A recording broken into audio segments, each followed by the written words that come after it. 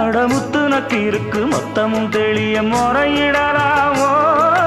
சுத்தர கண்மல சிக்குன என்ன சிறையிடலாமோ எத்தனை நாள் இப்படி நான் எங்கிறது பொட்டு வச்சு பூ முடிக்கும் நாள் இருக்கு தூது வளையல அரைச்சு தொண்டையில தான் நினைச்சு மாமன் கிட்ட பேச போற மணிக்கணக்கா தூண்டாமணி விளக்கு